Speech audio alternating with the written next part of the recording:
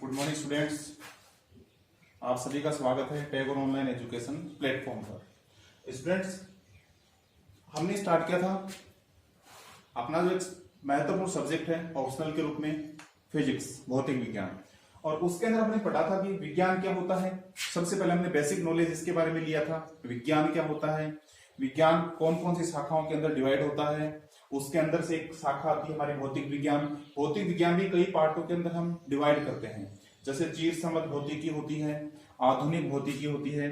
चीर समझ भौतिकी जो होती है, जो बहुत पुरानी शाखाएं हमारी होती हैं, वो सारी की सारी जो आती है वो कौन सी भौतिकी में आती है, चीर समझ भौतिकी में आती है। एक हमने आधुनिक भौतिकी पढ़ी थी। आधुनिक भौतिकी जो होती है, जो नई शाखाएं आधुनिक इस समय के अंदर भौतिक विज्ञान के अंदर जो जो घटनाएं हैं, जिनके बारे में अध्ययन हुआ, जिनके बारे में प्रयोग किए गए, वो सारी की सारी घटनाएं जो है वो कौन सी शाखा में रखी गई, आधुनिक भौतिकी की शाखा में रखी गई। ठीक है, तो जिन हमने इस बेसिक नॉलेज लिया था हमने इसका। ठीक है, उसके बाद हमने ये भी देखा था कि भौतिक विज्ञान जो है उसका हमारे दैनिक जीवन के अंदर बहुत बड़ा योगदान है। ठीक है, बहुत सारे वैज्ञानिकों ने भौतिक विज्ञान का दैनिक जीवन के अंदर बहुत बड़े योगदान की व्याख्या की है। हमने पढ़ा भी था कि कौन कौन से वैज्ञानिक हैं, वो कौन कौन से उपकरण के बारे में या कौन कौन से प्रयोग के बारे में उन्होंने बताया था। ठीक है, वो सारे के सारे हमने इसके अंदर पढ़े। ठीक है, तो देखिए इसके अंदर हमने जो पढ़े थे वो थोड़ा सा मैं रिवाइज कर देता हूँ। सबसे पहले तो बात आती है विज्ञान। क्या पढ़ा था हमने, विज्ञान के बारे में पढ़ा था।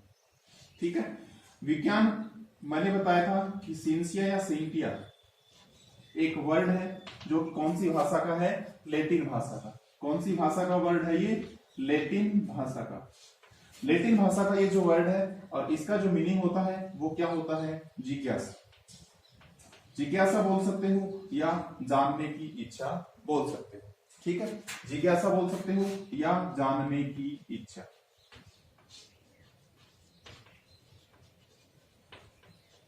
ठीक है, और इसी के द्वारा यानी सेंटिया जो वर्ड है या साइंसिया जो वर्ड है, इस साइंसिया वर्ड के द्वारा ही क्या मिला हमें, शब्द साइंस मिला। ठीक है, इसको क्या बोला जाने लगा, साइंस। और साइंस की परिभाषा हम इसी के आधार पर देते हैं। देखो, मनुष्य के दिमाग में या मनुष्य के मन में उसके सामने जो भी घटनाएं घटित होती है उसके बारे में जानने की इच्छा उत्पन्न हो जाती है। कोई भी घटना हमारे सामने घटित होती है, बहुत सारी घटनाएं हमारे सामने घटित होती है। जैसे मैं अब आपके सामने बोल रहा हूं, यहां से जो आप तक पहुंच रहा है वो भी क्या है, एक घटना है। तो कोई भी घटना हमारे सामने घटित होती है, उसके बारे में मनुष्य के मन में जिज्ञासा उत्पन्न होती है। ठीक है, उसको जानने की इच्छा होती है, और उसको जानने की इच्छा इसलिए उत्पन्न होती है क्योंकि उसके दिमाग में 3-4 प्रश्न आते हैं। एक तो प्रश्न आता है क्यों हुआ ये, क्यों, कब और कैसे। ये मनुष्य के दिमाग में उत्पन्न होता है कि कोई भी घटना है वो कब हुई, क्यों हुई और कैसे हुई। इन तीनों का जवाब उसके पास नहीं होता। इन तीनों का जवाब खोजने के लिए उसके अंदर जिज्ञासा उत्पन्न होती है और उसके लिए वो अध्ययन में जुट जाता है। अब कुछ घटनाएं ऐसी होती हैं जो डायरेक्ट प्रकृति से संबंधित होती हैं, आर्टिफिशियल नहीं होती। कुछ घटनाएं ऐसी होती हैं जो डायरेक्ट प्रकृति से संबंधित होती हैं, और उसके लिए कुछ तो प्रकृति से संबंधित होती हैं, कुछ मनुष्य के द्वारा भी होती हैं, कुछ चिकित्सा के क्षेत्र में भी होती हैं। अलग अलग क्षेत्र के अंदर, प्रत्येक क्षेत्र के अंदर ऐसी कुछ ना कुछ घटनाएं हमें जरूर मिलती है। ठीक है, तो इसके लिए देखो, विज्ञान का संपूर्ण अध्ययन करने के लिए एक छोटी सी शाखा है वो काम नहीं करेगी। विज्ञान का अध्ययन करने के लिए उस विज्ञान को भी छोटे छोटे पार्टों के अंदर डिवाइड किया गया, क्योंकि पूरे की पूरी विज्ञान का अध्ययन हम एक साथ नहीं कर सकते। वो विज्ञान है वो क्या है, विस्तृत रूप है उसका, पूरा का पूरा ब्रह्मांड है वो विज्ञान ही है। पूरे ब्रह्मांड का अध्ययन आप करोगे, उसको क्या करोगे, छोटे छोटे भागों में डिवाइड करोगे। उसके अंदर अपना भौतिक विज्ञान भी आता है, रसायन विज्ञान भी आता है, चिकित्सा विज्ञान भी आता है, जीव विज्ञान भी आता है, पादप विज्ञान भी आता है, भू विज्ञान भी आता है, खगोलीय विज्ञान भी आता है। ये सारे के सारे यानी अलग अलग प्रकार की घटनाओं का अध्ययन हम करते हैं, तो उसके लिए हमें अलग अलग शाखाएं बनानी पड़ती है। उसके अंदर से एक जो शाखा अपनी आती है, उसमें से एक जो शाखा जिसका हम अध्ययन करेंगे अपनी क्लास के अंदर, वो शाखा कौन सी आती है, भौतिक विज्ञान। ठीक है, तो भौतिक विज्ञान भी क्या है, विज्ञान की एक शाखा है। भौतिक विज्ञान क्या है, विज्ञान की एक शाखा है। विज्ञान को अनेक शाखाओं में डिवाइड किया गया। भौतिक विज्ञान है, एग्जाम्पल बता देता हूं, भौतिक विज्ञान है, रसायन विज्ञान है, चिकित्सा विज्ञान है, खगोलीय विज्ञान है, भू विज्ञान है। ठीक है, बहुत सारे विज्ञान है, उसको अलग अलग हम अध्ययन करते हैं। तो उसमें से एक हमारा क्या आता है, भौतिक विज्ञान आता है, और भौतिक विज्ञान को हम क्या बोलते हैं, फिजिक्स। क्या होता है भौतिक विज्ञान इंग्लिश में फिजिक्स होता है। अब ये फिजिक्स कहां से आया मैंने आपको बताया था, चलिए यहाँ वापस बता देता हूँ। देखो एक ग्रीक भाषा का शब्द होता है, ग्रीक भाषा का एक शब्द होता है और वो शब्द क्या होता है, वो शब्द होता है फ्यूजिस, FUSIS। शब्द क्या होता है, फ्यूजिस।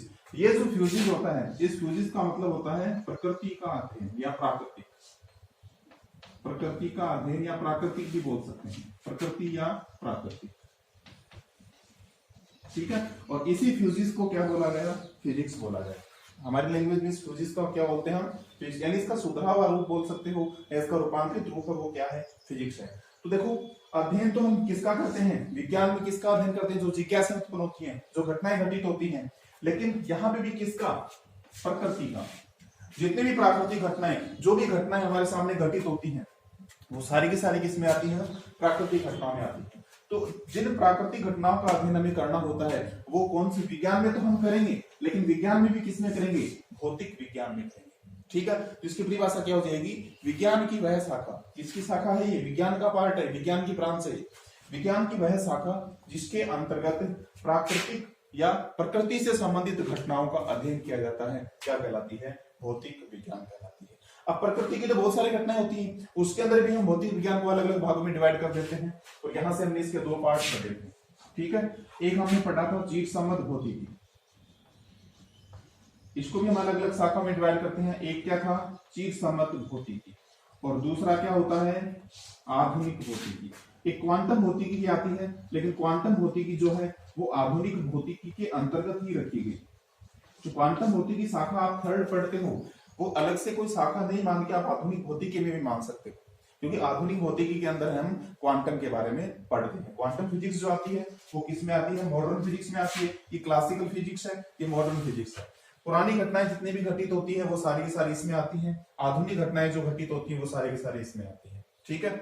या हम ये कह सकते हैं स्थूल जो घटनाएं होती हैं, बड़ी बड़ी जो घटनाएं घटित होती हैं वो सारी की सारी चीज सम्मत भौतिकी में आती हैं। सूक्ष्म घटनाएं जो होती हैं वो सारी की सारी किसमें आती हैं, आधुनिक भौतिकी में आती है। तो चीज सम्मत भौतिकी भौतिक विज्ञान की पुरानी शाखा है, जिसके अंदर हम स्थूल घटनाओं का, बड़ी बड़ी घटनाओं का अध्ययन करते हैं, ठीक है।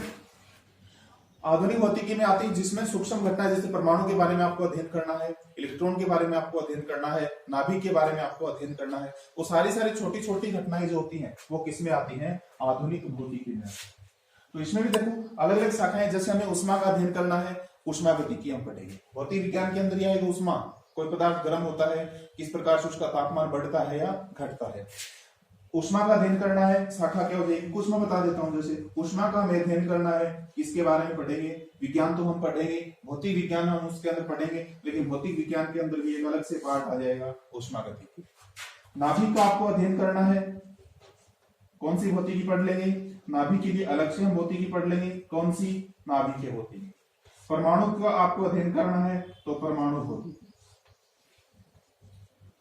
प्रकाश के बारे में आपको अध्ययन करना है, प्रकाश के बारे में आपको अध्ययन करना है तो क्या पढ़ लेंगे, प्रकाशिकी।